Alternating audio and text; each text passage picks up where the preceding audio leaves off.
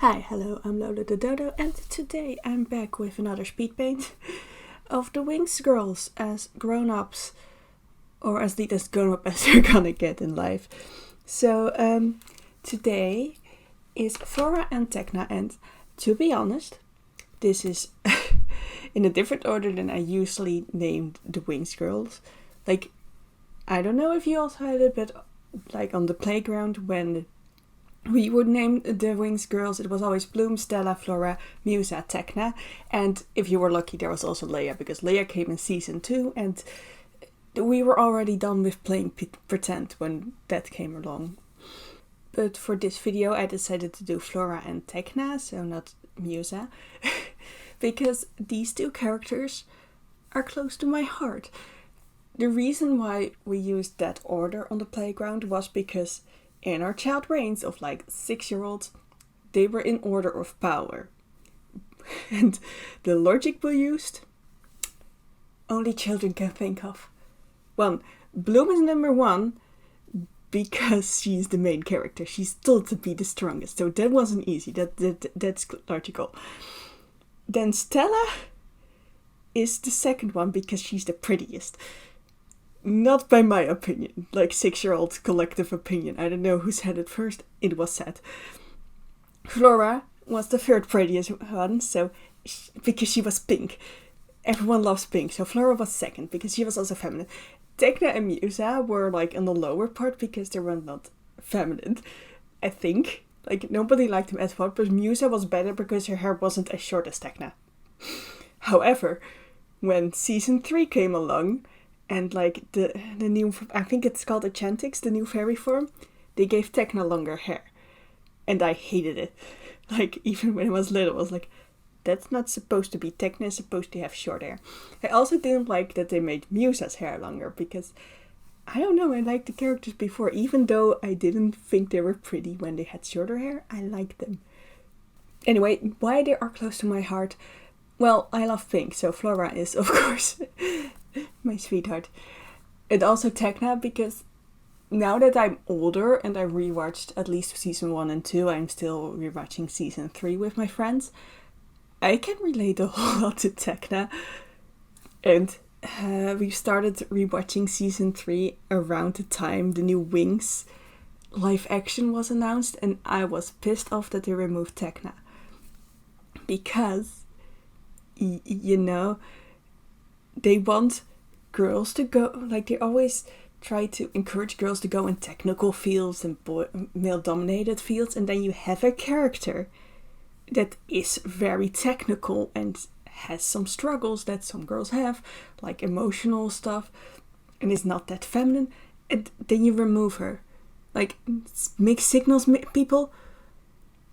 But anyway, I really relate to Tecna because I'm also a very technical girl in the end. Even though computers die within 3 years of me owning them, at least. Anyway, let's talk about the drawing. So, Flora design is actually the first one I think I drew of the 6 Winx designs, and I was the most proud of. Because I was like, you know those silhouettes with like the really, really wide hips? I was like, I can make flower petals out of that.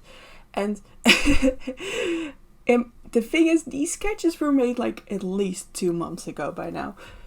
And I have trouble deciphering them because I'm not, you know, the best sketcher, like the cleanest sketcher.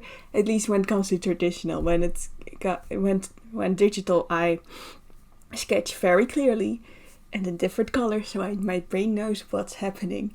But on paper, I refuse to do that. It's just all messy. It's just ideas out of my brain. And because of that, I had problems translating Flora. But I think she turned out great. Like, I used the same flower necklace that she has in her first Winx form, which I still think is very pretty.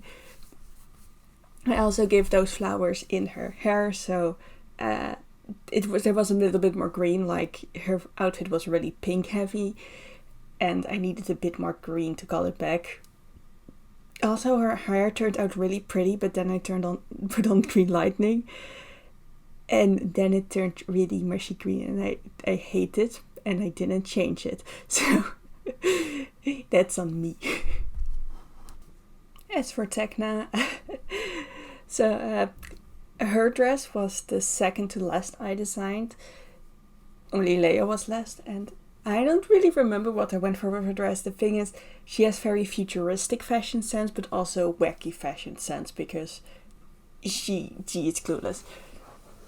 So I went with something I'm currently really liking as a style, like a really long corset bodice that like goes over the hips kinda, and then a flowy skirt with an opening, like, or multiple openings. I really like that design, because then the corset, it's like basically a mini dress with some extra flowy fabric.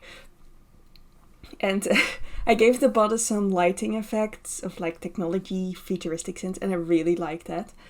It's really pretty, and she kind of turned into the GovGF. And I don't know, it really suits her. I think she became more confident as an adult. But anyway, for their futures, I see like Flora. She would like live in like a little cabin in nature together with Julia.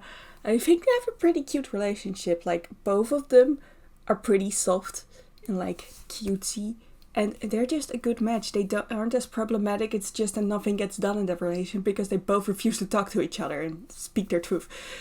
But that can be worked on, I think. I hope. As for Tecna and Timmy, I also really like them as a couple. Like, they have a cute dynamic and they fit together well. But for their future, I just think they're both really hardworking. So I don't think they have much time for a family, although Timmy would make a great house husband. But anyway, these are the finished drawings. I'm pretty happy with them. Yeah. Thanks for watching.